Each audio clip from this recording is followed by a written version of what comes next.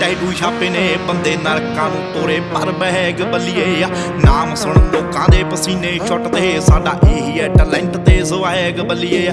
ਅੱਖਾਂ ਥੱਲੇ ਹੰਝੂਆਂ ਦੇ ਟੈਟੂ ਛਾਪੇ ਨੇ ਬੰਦੇ ਨਰਕਾਂ ਨੂੰ ਤੋਰੇ ਪਰ ਬਹਿਗ ਬੱਲੀਏ ਆ ਨਾਮ ਸੁਣ ਲੋਕਾਂ ਦੇ ਪਸੀਨੇ ਛੁੱਟਦੇ ਸਾਡਾ ਇਹੀ ਹੈ ਟੈਲੈਂਟ ਤੇ ਸਵੈਗ ਬੱਲੀਏ ਆ